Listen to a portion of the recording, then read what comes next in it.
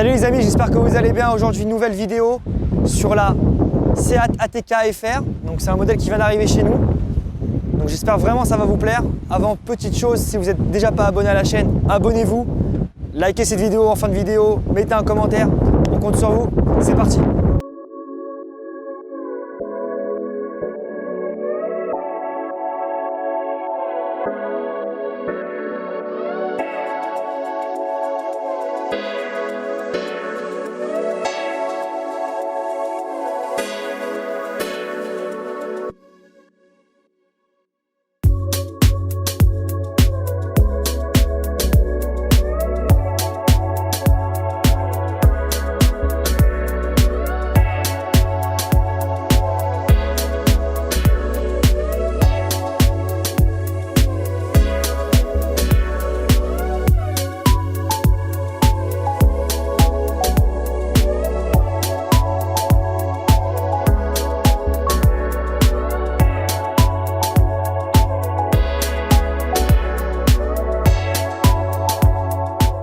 La ATK FR, et aujourd'hui pour faire cette vidéo avec moi, j'ai David. Voilà, voilà exactement. Donc David, tu donnes ton avis, t'hésites pas, t'es à l'aise, ok, comme les autres invités. N'oubliez pas aussi les amis, très important, si vous voulez venir comme David, vous pouvez nous envoyer un message sur la page Facebook, sur YouTube également, ou même en WhatsApp avec grand plaisir, et vous viendrez pendant les prochaines vidéos tourner avec nous. Donc David, on va parler du côté extérieur. Donc il y a beaucoup de vent, ouais, c'est un peu, ça souffle pas mal. Bon, la TK on la connaît tous, c'est la finition voilà, FR, donc finition sport. Donc la grosse différence ce sera les bas de caisse qui seront repeints. Ouais, c'est vraiment une belle ligne, vraiment une très belle ligne. Sur les côtés aussi c'est repeint, fait par rapport à une TK classique, on va dire finition excellence hein, bien sûr. Donc vous voyez sur le bas de caisse aussi également, on a des flancs qui sont quand même assez bien travaillés. Ouais, ça ressort bien. On a également tout repeint en fait par rapport à la couleur, on est sur une couleur blanche, je trouve que c'est pas mal. Bon, c'est un blanc un peu typex, c'est vrai. Les jantes, on est sur du 18, plutôt classique. Hein. Voilà, c'est ce qu'on retrouve de base dans la Excellence. Exactement. 17. 17 en FR Pro, on est sur du 18, ouais, effectivement. L'arrière, bon, bah l'arrière ça change un petit peu. La grosse différence que vous allez avoir, c'est vraiment le pare-choc à l'arrière. Tout ce niveau-là. Et les deux pots, qui ressortent, et ça je pense que ça change pas mal. Ouais. Ça en fait on avait même l'habitude de voir ces pots là sur la Ibiza FR dans ces générations, la 6J, que j'avais personnellement d'ailleurs pour la petite histoire. Donc voilà, c'est assez intéressant. Bon là c'est la voiture de chez Seat qu'on remercie d'ailleurs pour nous l'avoir laissé. Donc là vous avez les cartons, voilà ils ont tout laissé quoi. Donc c'est assez profond. C'est plus de 510 litres de... Ouais, c'est très grand je trouve. On regrette un peu quand même l'ouverture automatique. Il n'y a pas d'ouverture automatique sur ce modèle-là. C'est un peu dommage. Mais bon, on peut pas tout avoir à ce prix-là. On précise, le prix de cette voiture chez Seat, elle est à partir de 169 000 shekels, hors carte grise. Ça reste très correct. Prix abordable. Abordable, ouais, ça reste très abordable. Bon, là, on a par rapport à la catégorie, c'est quand même des jolies voitures. Donc là, on a un coffre quand même qui a assez de grande capacité. Pour un véhicule 4,30 m, je pense que c'est largement suffisant. On va passer à l'intérieur maintenant. On va d'abord passer par les places arrière. Bah, là déjà premièrement, le tissu, on est sur voilà. On est sur quelque chose de complètement différent. On est sur de l'Alcantara, tissu, d'accord, à l'arrière uniquement. On a également. C'est très agréable. Voilà, c'est super. Vas-y David, je t'en prie, monte. Ouais. On a la trappe à ski qui est juste là. D'accord, si vous voulez skier dans le Hermon, c'est bon, il n'y a pas de souci. C'est pareil les amis. On peut donc tu te sens comment toi, tu te sens à l'aise? Franchement très bien au niveau des places, de la place, des jambes, la hauteur et tout, on est parfait quoi. Franchement on est très bien, on sent pas étriqué. Je veux dire aussi le petit détail au niveau pour les sièges. Isofix, ouais, il y a les Isofix qui est vraiment agréable. Il y a le côté aussi clim à l'arrière. Très joli. On a les chargeurs aussi très importants aujourd'hui. On est voilà, en 2019. À l'arrière, c'est obligatoire qu'il y ait des chargeurs avec un petit espace comme pour ça laisser le téléphone, ouais, exactement. Donc ça, c'est super bien placé. Et en fait, il y a même une pochette. Je sais pas si tu vois, regarde. Il y a même une pochette qui est juste là pour rentrer le téléphone. C'est super bien fait. Il y a les petits rangements au niveau des sièges. Donc c'est vraiment pensée famille. On est sur une ligne un peu plus dynamique, mais c'est quand même pensée famille. Alors, on est sur en Europe, c'est très connu, c'est les Virtual Cockpit. Et moi, je trouve que ça, aujourd'hui, c'est indispensable. Il y a différentes vues, d'accord. C'est voilà, c'est super quoi. Vraiment, c'est pour moi aujourd'hui une voiture qui n'a pas ça en 2019. Une voiture neuve, c'est un manque. Après, encore une fois, ça dépend de la catégorie. Sur la catégorie, encore une fois, je répète, c'est SUV compact ou berline compact ou SUV premium, etc. C'est obligatoire. Voilà. Ils ont quand même bien fait d'efforts et franchement, on est plutôt content. Chez Seat, c'est vrai qu'on retrouve, comme c'est le groupe avec Audi, Volkswagen, c'est vrai qu'on retrouve quand même un intérieur qui est quand même luxe, quoi. Des belles finitions. On se retrouve pour la partie maintenant essai, d'accord. C'est David qui conduit, après ce sera moi. On se sent plutôt à l'aise. Hein, comment tu te sens?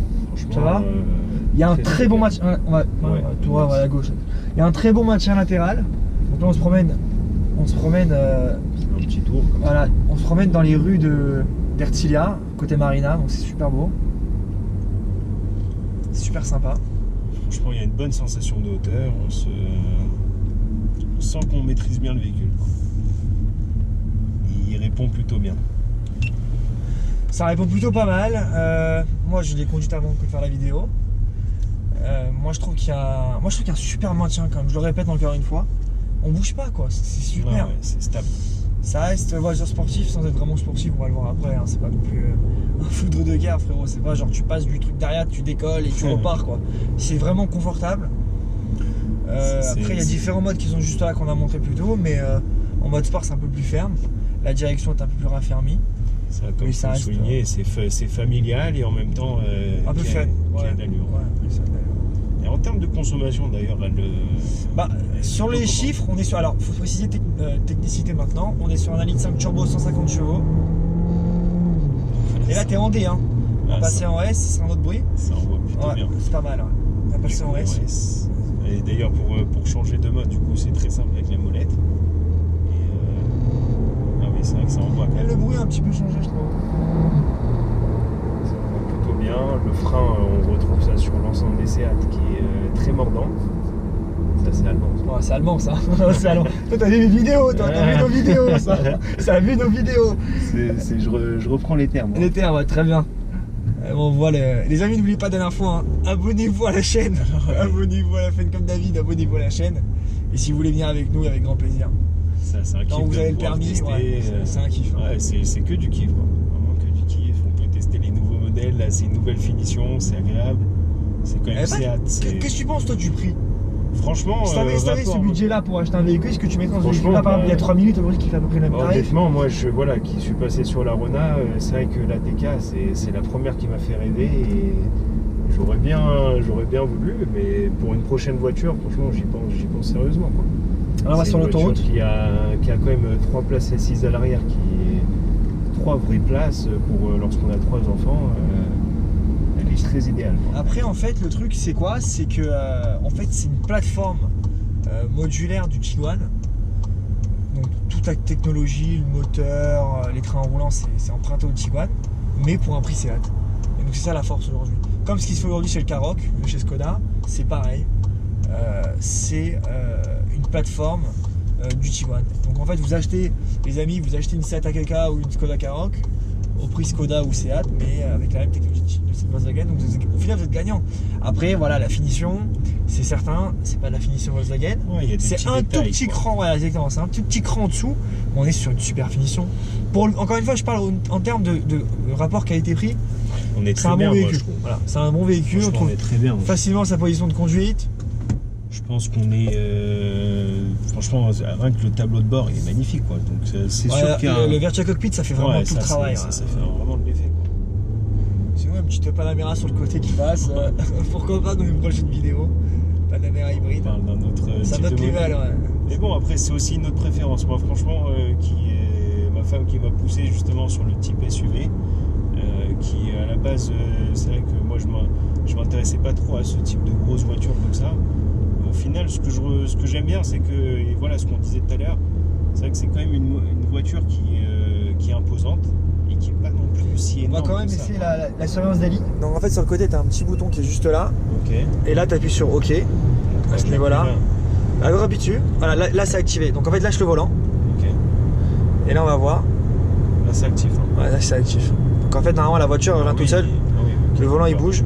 Bon, Et donc là, en fait, il y a un petit voyant qui s'allume, qui détecte que voilà, la voiture n'est pas dans la file. ouais, Il revient tout seul. Et ce qui est dingue, c'est que ça tient quand même plutôt pas mal. Ils disent quand même de garder les mains, mais ça reste quand même bonne 25 secondes, 30 secondes. Ouais, il y a quand même un. C'est vrai que c'est. Donc c'est quand même pas mal. Il y a pas mal d'aide à la conduite. Il y a également la surveillance d'angle mort qui est juste là. Petite appréhension. Voilà les amis, c'est à mon tour. On va voir ce qu'il y a sur le capot. Donc, pour les demi-tours, c'était vraiment agréable aussi. Mais même la boîte est super bien. Bon, ça j'ai l'habitude parce que maintenant les G7 c'est connu, reconnu, on ne prend plus. C'est vrai qu'il y avait un petit point, Ilan aussi, c'est qu'on parlait tout à l'heure de. Des enceintes, ouais, des enceintes Beats, c'est des Beats. Beats. Ouais, c'est des Beats sur ce véhicule là. On va pas le tester parce que je pense à la caméra on n'entendra pas. Okay. Mais c'est vrai qu'en termes ça va de vraiment envoyer en termes de basse, etc. Je crois avec 8 haut-parleurs, un truc comme ça. Donc c'est quand même pas mal. Ça, pour les amateurs de musique, vous êtes servis. Exactement. Pour les mélomanes. Là on est sur une route super cabossée. Franchement, on le sent pas trop. On sent pas trop. Je vais te laisser filer la route l'avant. Donc comme vous pouvez le voir sur la. C'est vraiment cabossé, ils sont en train de refaire la route et honnêtement. C'est ça. En normal. On a une bonne assise. Waouh, ah ouais, ok, ok. Et là non, non. On n'a pas allé trop vite. On va pas aller trop vite, là on va passer en sport et on va voir ce qu'il y a ce week-end. Ah ouais, faut cravacher là quand même. Hein. C'est ça, c'est vrai qu'il faut quand même appuyer. Il faut appuyer. En fait, ça met un peu de temps à reprendre, une fois que ça reprend, c'est parti quoi, ça envoie. Exactement, c'est ça. Ah, faut vraiment cravacher. Hein. Je pensais pas autant. On sent quand même le poids de la voiture. T'en penses quoi, Ilan? J'en pense quoi? Non, ça marche plutôt bien. Après, moi je trouve personnellement pour mon utilisation quotidienne, 150 chevaux, c'est pour moi, après moi je suis une conduite sportive, un petit manque de peps, mais pour les familles, c'est la vocation principale de ce véhicule-là, mais c'est largement suffisant. Il n'y a pas besoin de plus. On va faire une petite pointe. Ouais, ça répond plus. En fait, j'ai l'impression que c'est la voiture en fait qui a. Oula. C'est la voiture d'essai en fait qui a. Elle tient bien. Ouais, franchement. Elle tient super bien. Elle y va. Très peu de prise de roulis, je trouve. Et dis-moi tout, t'es plutôt satisfait? Ouais, écoutez, je suis passé par les indicateurs de briseur, j'étais satisfait. On va essayer sur l'autoroute, on va pas se planter, j'espère. Bon, je refais le même parcours que David. Ah, franchement, l'autoroute, j'étais plutôt content parce que quand même, c'est ça, en fait, c'est le démarrage, il est un petit peu lent, mais après, c'est. Non, après, en fait, là, dès qu'il dépasse une certaine 80, je trouve que ça renvoie quand même. Il manque peut-être la lecture des panneaux, mais moi personnellement, ça m'embête pas. Ouais, Alors, en conclusion, les amis, écoutez, voilà, on a fait pas mal de choses avec la voiture, on a bien testé les équipements, voilà, le design cockpit, les aides à la conduite, le test drive. Bon, moi personnellement, je vais. Voilà, l'avis pour la voiture, je pense, David, on va être d'accord sur ça ensemble. Tu me dis, arrête-moi si je me trompe. C'est un véhicule qu'on peut recommander aujourd'hui pour une famille. complètement, ouais, franchement. Surtout cette finition FR, que je trouve très fun, avec très bonne direction. On sent bien les informations de la route. Il y a des bonnes options pour la sécurité, il y a de l'espace. Enfin, c'est vrai que pour une famille, c'est très adapté. À l'arrière, on est large. Hein. C'est très bien. On est super large. Même en termes de reprise, ça pousse quoi. Ça pousse quand même pas mal. Hein. Pour de la reprise, c'est super sécuritaire. Les options sécurité, enfin les options confort et sécurité. La vie générale, on sent bien. C'est vrai qu'il y a une bonne sensation. La couillon, c'est mieux. Qu'est-ce que t'en penses? Qu'est-ce que tu dis? Est-ce que tu envisagerais, est-ce que tu conseillerais à des gens qui ont une famille ou même sans famille, des célibataires, en couple, etc., qui sont intéressés par les SUV compacts, d'acheter ce véhicule comparé à un 3008 ou un C5 Aircross ou ce genre de véhicule? Complètement. Ouais. C'est moi qui ai fait le tour justement de pas mal des SUV du marché. Je trouve que Seat se dégage plutôt fortement. Ouais, je pense aussi, je suis d'accord avec toi. Maintenant, encore une fois, j'espère par la suite, je suis pas sûr, hein, on vient d'avoir l'idée maintenant, mais faire un essai comparatif 3008, Aircross, ATK, Qashqai. On va voir sur les tout derniers modèles. Voilà, voir ce que ça peut donner, mais pour l'instant. Bon, c'est un des best-sellers du marché. Voilà, l'ATK aujourd'hui est un best-seller en Europe et en Israël. Il faut dire que ça se vend extrêmement bien, qu'en termes de décote, ça perd très peu. Ça se rend d'ailleurs même au prix d'Argus, voire au-dessus. Ça reste Et, quand même un prix plutôt bas en termes de SUV. Parce qu'il n'y a rien à... En fait, techniquement, il n'y a rien à rajouter. La caméra est comprise, le radar avant est compris, toutes les aides à la conduite sont comprises, le virtual cockpit est compris également. Le cockpit qu'ils l'ont rajouté, il est incroyable. Il n'y a rien à rajouter en fait, la voiture de base est extrêmement bien équipée. Vous avez le haut-parleur Beats, les sièges en alcantara, tissu cuir. Là, c'est un mélange. Ça, franchement, les amis, c'est un vrai bon point parce que le cuir, surtout au soleil, c'est pas toujours agréable. Alors que là, franchement, on est plutôt agréable, on est plutôt à l'aise, quoi. Même le volant, je trouve qu'il est super. Il y a même le toit panoramique. Ouverture à démarrage chancelé, full LED à l'avant avec phare intelligent. Les détecteurs d'angle mort, c'est hyper non mais important. Il manque rien. Moi je pense que je suis d'accord avec toi, David. Je conseille également cette voiture là. Voilà, c'est la fin de notre vidéo. C'est ça. On a fini. Merci beaucoup. Merci d'avoir vu la vidéo. Voilà, abonnez-vous, faites comme David, abonnez-vous à la chaîne. Si vous voulez venir avec nous sur une des vidéos, c'est avec grand plaisir. Contactez-moi directement, contactez Car Advisor par le biais de la page Facebook. Vous aurez tout le lien en description. Et voilà. Et vous allez avoir aussi bien sûr tous le Instagram, Facebook, etc. en bas de la vidéo qui est juste là. Je sais pas si je le fais bien, mais ce sera juste là. D'accord les amis. Et en tous les cas, je vous dis à bientôt pour des prochaines vidéos. Il y aura sûrement David qui va revenir pour d'autres vidéos. Avec plaisir. Merci beaucoup. Bye les frérots. Ciao.